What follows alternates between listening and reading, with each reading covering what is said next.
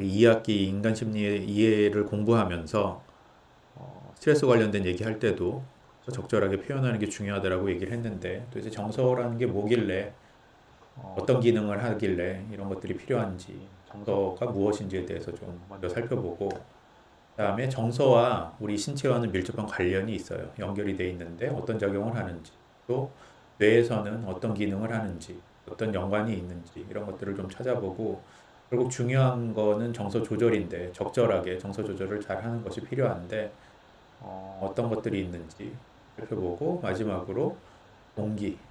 정서와 동기 그러면은 뭐 굉장히 다른 얘기를 하는 것 같지만, 사실 정서와 동기에는 밀접한 관련이 있고, 영어 단어를 봤을 때에도 그 어원이 같지요.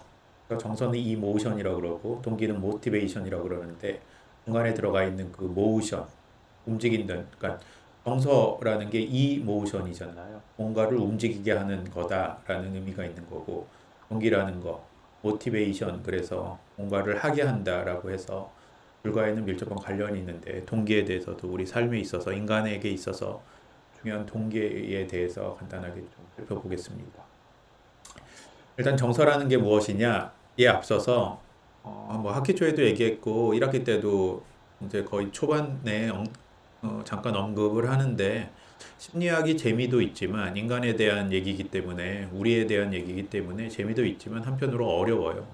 그러니까 뭐 사회학이나 이런 분야에 비해서 조금 더 어렵죠. 그런 이유는 뭐냐면 심리학에서 다루는 많은 개념들이 다 추상적인 개념이라서 그래요. 실체가 없는, 손에 잡히지도 않고 만져지지도 않는, 보이지도 않는 그런 추상적인 개념에 대해서 우리가 이야기를 해야 되기 때문에 어렵다고 느끼는 거죠. 대표적인 게 뭐 정서라던가 의식이라던가 무의식이라던가 동기라던가 오늘 우리 공부하게 되는 이런 것들이 다 추상적인 개념이잖아요. 그래서 이런 것들이 어려운데, 그렇다 보니까 심리학자들이 이런 것들을 조금 더 손쉽게 이해하기 위해서 여러 가지 방법들을 연구하고 찾아내고 그렇게 했는데, 그 중에 하나가 여기서 얘기하는 다천 척도법이라는 통계 방법이에요.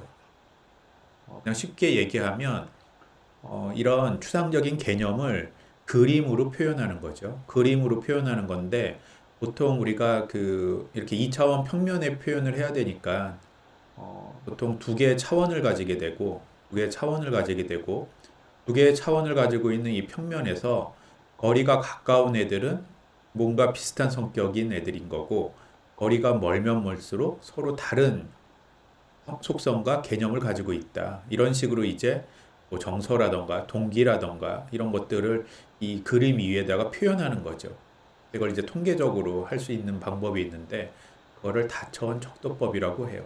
그래서 정서라는 거를 다천 척도법으로 좀 알아보니까 어떻게 표현되냐 하면 이렇게 표현되더라는 거예요. 2차원이죠. 2차원의 평면에 이 우리가 일반적으로 많이 느끼는 정서들을 조금 그 조사를 해서 이제 설문조사한 거를 이렇게 표현하게 되는데, 그래서 정서라는 거를 이 2차원 평면에다가 이렇게 표현을 해보니까, 그려보니까 이 2차원의 축을 기준으로 하필이면 이렇게 분면별로 뭔가 비슷한 그 정서들끼리 모이게 됐는데, 1, 2, 3, 4, 1, 4분면, 2, 4분면, 3, 4분면 이렇게 보면 1, 4분면에는 뭔가 흥분되고 기쁘고 행복하고 뭔가 조금 기분 좋은 것들인 거죠.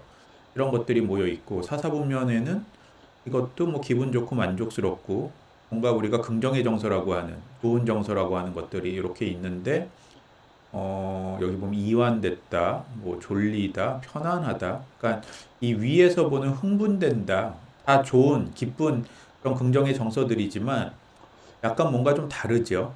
그죠? 그리고 이 2, 4분면과 3, 4분면을 보면 우리가 일반적으로 얘기하는 부정의 정서들이 많아요. 우울하고 슬프고 지루하고 처지고 긴장되고. 근데 이것도 이 X축을 기준으로 위아래가 뭔가 조금 달라요. 그렇죠? 위아래를 보면, 이 X축을 기준으로 위아래를 보면 그 Y축의 양의 방향으로 갈수록 각성이 높은 것들의 정서들이고, Y축의 마이너스 쪽으로 가면 갈수록 저각성이 되는, 각성이 낮은 수준의 정서들이라는 걸 알 수 있고, 그다음에 X축의 플러스 방향으로 가면 갈수록 뭔가 우리가 기분 좋은 것들, 쾌라고 하는 긍정의 정서의 것들이 나와 있고 x의 마이너스 축으로 가면은 우리가 보통 부정의 정서라는 것들로 이렇게 지금 모여 있는데 이거를 통해서 우리가 정서라는 거는 뭔가 이 쾌라는 거, 유인가라고 하는 즐거운 경험이냐 부정의 경험이냐 이런 차원이 하나가 있고 각성이 높으냐 낮으냐 각성의 차원. 그래서 정서라는 거는 유인가와 각성이라는 걸로 구성돼 있고 그렇죠? 그다음에 특히 이 각성이라는 거를 우리가 봤을 때 뭔가 생리적인 활동과 연합이 돼서 긍정의 경험, 쾌의 경험과 부정의 경험, 불쾌의 경험으로 설명되는 게 정서구나. 이제 이렇게 정의를 할 수 있게 된다는 거죠. 그러니까 막연하게 정서가 뭐냐 이렇게 물으면 대답하기가 어려운데 이런 다차원 척도법을 통해서 정서의 종류들을 쫙 뿌려보고 이게 도대체 구성되는 차원이 뭔지 이런 거를 분석하고 이런 것들에 이름을 붙이면은 군집을 잡아서 이름을 붙이게 되면 이 특정 개념에 대해서 추상적 개념에 대해서 우리가 이해하는데 훨씬 쉽고 정의 내리기도 쉬워진다라는 거죠. 그리고 앞서서도 얘기했지만 이렇게 가까운 데 있는 애들일수록 비슷한 애들인 거예요. 차분하다, 평온하다, 뭔가 비슷하고 만족스러워하다, 만족한, 기분 좋다, 행복한, 그쵸? 멀리 있을수록 멀리 거리가 멀을수록 뭔가 이제 다른 개념이라는 거죠. 정서라는 건 우리가 이렇게 표현할 수 있, 다천 척도법을 통해서 심리학에서는 이런 식으로 이제 표현한다라는 거고 두 번째 이제 정서와 몸은 굉장히 밀접한 관련이 있는데 뭐 다들 경험이 있겠지만 강렬한 정서를 느낄 때 몸도 반응하죠. 몸이 막 부르르 떨린다던가 막 식은땀이 난다던가 이런 뭐 대표적인 그 신체 반응들이 있는데 이 심리학의 아버지라고 하는 윌리엄 제임스는 이 정서 반응과 관련돼서 재밌는 주장을 했어요. 일반적으로 우리가 알고 있는 정서 반응의 반대로 정반대 순서로 일어날 거다. 그러니까 여기 지금 예가 나왔는데 보통 우리가 곰을 보면 아 무서워. 그러니까 무서우니까 몸이 떨려. 이렇게 얘기를 하지만 그게 아니고 곰을 보면 먼저 몸이 반응하고 그러니까 자율신경계에 몸이 벌써 반응해서 심장이 뛰고 막 살이 떨리고 긴장이 되고 이거에 대해서 우리 뇌가 지각을 하면서 아 이건 무서운 거다. 이렇게 되니까 이 순서가 지금 우리가 일반적으로 알고 있는 거랑은 다르다라고 주장을 하는 거죠. 그래서 정서라는 거는 신체 반응에 대한 경험에 불과하다. 몸이 어떻게 느끼냐를 우리가 지각해서 거기다가 이름 붙이는 걸로 정서라는 걸 느끼게 된다라는 거예요. 그래서 신체 변화와 같은 변화에 대한 느낌이 바로 정서다. 이런 주장을 했고 이 이론이 제임스 랑게설이라는 거예요. 여기서 제임스는 윌리엄 제임스가 앞에서 얘기한 그리고 랑게라는 또 학자인데 이 두 학자가 주장한 바는 어떤 자극에 대해서 여기 보면 자율신경계 활동이라고 그랬는데 이건 몸이 먼저 반응하고 이 몸에 대해서 뇌가 판단해서 정서 경험을 일으키게 된다. 그렇죠? 결론은 뭐냐면 우리가 살아가면서 겪게 되는 어떤 많은 환경이나 자극이나 사건들에 대해서 먼저 몸이 반응하고 그거에 대한 결과로 나타나는 게 정서다. 이제 이런 주장을 한 게 제임스 랑게설이고 캐논 바드라는 학자는 이거 또 다르게 얘기를 했어요. 조금 다르게. 어떤 외부의 자극물이 몸에도 이렇게 뭔가 반응을 유도하는 게 맞다. 몸도 반응하지만 뇌도 정서를 뭔가 일으킨다. 그러니까 동시에 정서 반응과 몸의 반응이 일어나는 거다. 이렇게 주장을 했죠. 그러니까 제임스 랑게설 같은 경우는 순차적인데 외부의 자극, 신체 반응, 그 다음에 정서 경험 이렇게 되는 반면에 캐드 바드설 같은 경우는 외부의 자극이 신체 반응, 그 다음에 정서 반응 다 일으킨다라고 이렇게 주장을 한 거죠.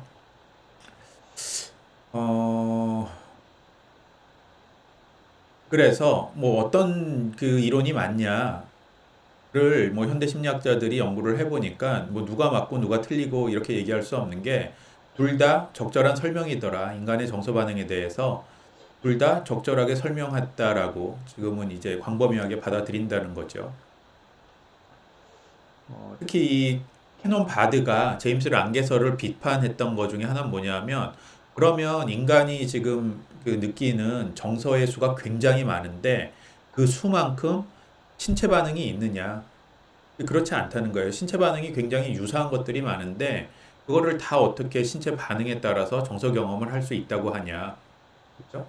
이런 주장을 했는데 이 말도 틀린 말이 아니라는 거죠.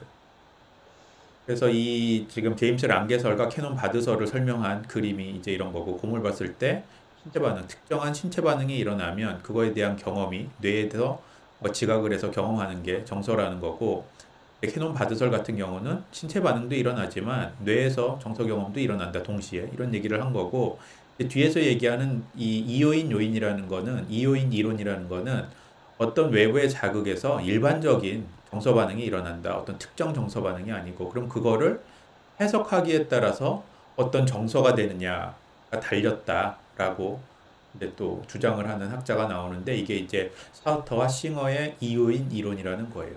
그렇죠? 그래서 이 샤우터와 싱어의 이요인 이론은 뭐냐 하면, 외부의 자극에 의해서 자율신경계가 반응해서 뭔가 생리적인 각성이 일어나긴 해. 막 몸이 떨려.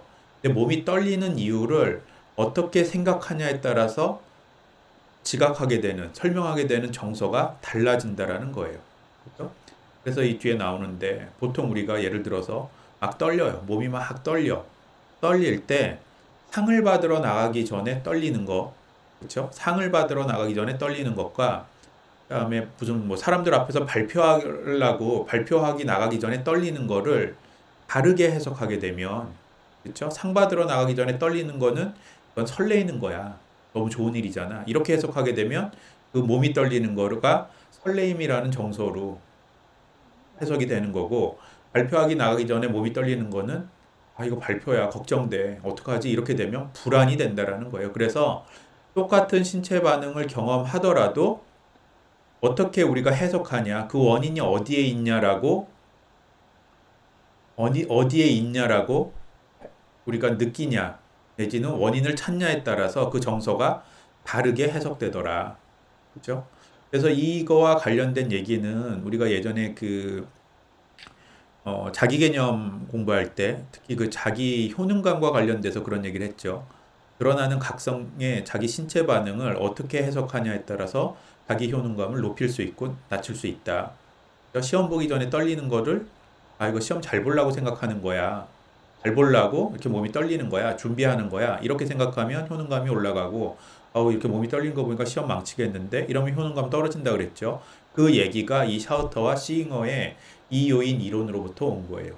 그렇죠? 그래서 어떤 신체적인 그 각성은 비슷하지만 해석을 어떻게 하냐에 따라서 달라지더라. 그래서 이거를 이용한 뭐 나름의 요령, 방법이라고 해서 많이 소개가 되는 것 중에 하나가, 굉장히 마음에 드는 이성이 있어. 뭐 예를 들어서 같이 공부하는 그 동기 중에 굉장히 마음에 드는 여학생이 있었어. 그래서 뭐 데이트도 신청하고 하여튼 우연하게 만날 수 있는 기회가 생겼는데, 그럴 때 어떻게 하라 그래? 어디 무서운 데 가라 그러잖아.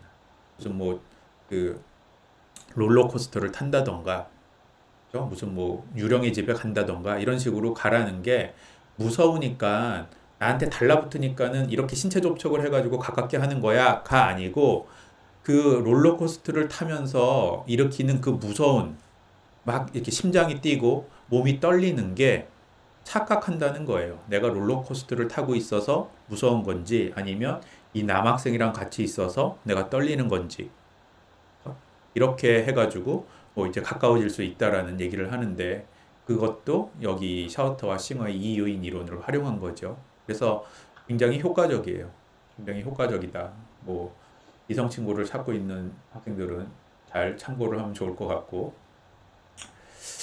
그래서 이제 이거와 관련된 뭐 이제 추가적인 여러 가지 연구를 해보니까, 이제 이 정서가 여러 가지 정서가 있는데, 제임스의 주장이 틀리게, 제임스 랑거의 주장이 일부 또 다 맞지 않는 게, 정서별로 완전히 구분되는 이런 신체 반응은 없더라. 물론 일부는 그런 것도 있었다. 여기 보면은 손가락의 온도가 변하는 신체 반응 같은 경우는 화가 났을 때가 굉장히 극명하게 다른 그 정서 반응과는 다르죠. 그러니까 이 얘기는 손가락이 뜨거워지면 아, 이건 내가 화났구나, 이렇게 된다는 거죠. 우리 화나면 열낸다 그러는 게 틀리지 않은 말이라는 걸 알 수 있는데, 그러면 나머지 이렇게 가슴이 뛰는 게 화가 나서 뛰는 건지, 무서워서 뛰는 건지, 그쵸? 슬퍼서 뛰는 건지, 기뻐서 뛰는 건지 구분하기는 명확하지 않다. 그렇죠? 그래서 이효인처럼 뭔가 해석하기 나름이다. 이런 이제 얘기가 되는 거고, 정서와 관련돼서 우리가 뇌 공부할 때도 조금 다뤘고, 그다음에 기억 공부할 때도 다뤘죠. 특히 정서적으로 강력했던 경험이 훨씬 더 기억에 잘 남게 되는데 그 이유는 기억의 어떤 장기 기억의 특정 기능을 담당하는 해마의 끝에 편도체라는 녀석이 붙어 있어서 그렇다라는 얘기를 했었는데 역시나 정서와 편도체와에는 밀접한 관련이 있고 특히 그 불안이나 공포와 관련돼서 편도체가 굉장히 중요한 역할을 한다라는 거를 확인을 하게 된 거죠. 그래서 뭐 예전에는 뭐 그 간질 환자 수술 뭐 이런 거를 통해서 우연히 알게 됐지만 이후에는 동물 실험을 통해서 했는데 뭐 예를 여기 나와 있는 예를 보면 왼쪽 눈에 들어오는 정보는 편도체로 전달될 수 있지만 오른쪽 눈으로 들어오는 정보는 전달할 수 없게 했다. 그러니까 편도체 한쪽을 잘라버린 거죠. 그렇죠? 그래서 왼쪽 눈으로 들어오는 정보는 편도체에 전달될 수 있지만 오른쪽 눈으로 들어오는 정보는 전달될 수 없게 하니까 왼쪽 눈으로 본 거는 원숭이가 보고서 와 막 무서워하는데 오른쪽으로 본 거는 편도체를 거치지 않으니까 별 반응이 없더라. 이거를 통해서 편도체라는 게 공포 반응과 굉장히 밀접한 관련이 있다라는 걸 알게 된 거고 사람도 크게 다르지 않더라. 이걸 이제 이후에 알게 됐다라는 거죠. 그래서 이제 편도체라는 게 이 공포 반응, 특히 이게 굉장히 위협적인지 그렇지 않은지를 판단하는 중요한 역할을 하더라. 그걸 이제 평정이라고 하는데 그런 기능을 담당하는 걸로 이제 그 역할이 알려지게 됐다라는 거죠. 자, 다음은 정서 조절인데 정서 조절이 굉장히 중요하다라고 했죠. 뭐 우리가 느끼는 대로 다 무조건 마음대로 표출할 수는 없고 더불어 살아야 되기 때문에 사회의 구성원으로 함께 살아가야 되기 때문에 적절하게 조절하는 게 필요한데 연구를 해보니까 뭐 보통 대부분의 사람들은 하루에 굉장히 많은 경우 정서 조절을 하려고 한다. 그러고 각자 굉장히 다른 전략들을 사용하더라. 그래서 뭐 행동적 전략, 인지적 전략. 그래서 행동적 전략은 뭐 화나면은 그 화를 풀기 위해서 운동을 하는 사람도 있고 소리를 지르는 사람도 있고 이럴 수 있고 인지적 전략은 우리 스트레스 공부할 때도 얘기했고 심리학의 그 인지적 접근할 때도 얘기했던 생각을 바꾼 관점을 바꾸고 나의 어떤 신념을 바꾸고 이런 식으로 정서를 조절한다는 거죠. 근데 많은 경우 어떤 전략이 효과적인지는 사람들이 잘 모르는 것 같더라. 그러니까 일반 사람들이 잘 모른다는 거예요. 그러니까 심리학을 공부하거나 정서 조절에 대해서 어떻게 정서를 표현하고 조절하는지를 공부한 사람들은 굉장히 적응적이고 도움이 되는 방식으로 정서를 조절하지만 보통 사람들은 그걸 잘 모른다. 그래서 대표적인 게 참는 거. 이게 이제 억압이라고 심리학적 용어로는 표현하는데 화나면 그냥 참아버리는 거. 슬픈데도 참는 거. 괜찮다고. 이 억압이라는 참는다라는 정서 조절 방식은 굉장히 부적응적이고 도움이 안 된다. 참다 보면 병난다 그러죠. 실제로도 그렇고. 그리고 반대로 적절하게 잘 말로 표현하는 거. 이거를 이제 심리학에서는 레벨링 한다 그러기도 하고 표현한다라고 하는데 이런 정서 명명하기 같은 경우는 별로 효과가 없을 것 같은데 그러니까 이런 거죠. 내가 지금 너무 속이 상하고 화가 나. 그럴 때 아, 나 정말 속상하고 화나 이렇게 하는 것만으로도 충분히 효과가 있는데 보통 사람들은 별로 그게 효과가 있겠어? 이렇게 생각을 한다는 건데 실제 심리학의 연구를 해보니까 이렇게 말을 하는 것만으로도 내가 정말 화 많이 났어. 이렇게 말을 하는 것만으로도 정서 상태의 강도를 줄이는데 굉장히 효과적이더라. 화를 내는 방법이 소리 지르고 뭐 집어 던지고 이런 게 화를 내는 게 아니라 그랬잖아요. 그거는 분노를 표출한 거고 화를 내는 방법 중에 하나가 나 네가 이런 거를 안 해줘서 지금 굉장히 많이 화가 났어. 이렇게 말만 해도 그 화를 낮추는데 큰 도움을 줄 수 있다라는 거죠. 그래서 특히 부정의 정서들은 이렇게 말로 잘 표현하는 게 굉장히 중요하다. 내지는 글로라도 표현하자는 얘기를 했었고, 그리고 가장 효과적인 전략 중에 하나는 재평정인데, 이게 이제 우리 스트레스 대처에서도 얘기를 했고, 거기서도 평가적 접근이 있었죠. 그래서 자신의 생각을 돌아보고, 그 다음에 뭔가 정서를 유발시키는 사건에 대해서 다른 관점으로 바라보는 거. 그죠? 그러면 뭔가 정서를 조절하는데 굉장히 효과적이더라. 네가 나한테 어떻게 그럴 수 있어? 이렇게 얘기하는 거, 이렇게 바라보는 거는 분노를 유발하지만 그래, 너도 사람이고 힘든데 그럴 수 있지. 이렇게 하면 내 분노를 낮추고 관계를 망치지 않을 수 있다는 얘기를 여러 번 했죠. 그러니까 이런 것들이 굉장히 이제 정서 조절하는데 필요하다라는 거고, 그다음에 여기 보면 아까 그 편도체라는 게 우리 정서와 밀접한 관련이 있다라고 얘기를 했는데, 이렇게 재평정하는 것, 관점을 달리하는 게 편도체 활동을 굉장히 낮추고 조절할 수 있더라. 우리가 의식적으로, 의지적으로, 그러니까 얼마든지 우리의 정서를 조절할 수 있다라는 거죠. 긍정적인 방향으로. 그리고 이렇게 잘 상황을 다른 관점으로 바라볼 수 있는 거, 긍정적인 관점으로 바라볼 수 있는 거는 너무나 당연하게도 스트레스 조절에도, 그리고 스트레스 조절을 잘 한다는 얘기는 결국 정신 건강 내지는 신체적 건강과 밀접한 관련이 있더라. 쉽게 얘기하면 정서 조절을 건강하게 잘하는 사람이 훨씬 더 건강하다. 신체적으로, 정신적으로. 그렇죠?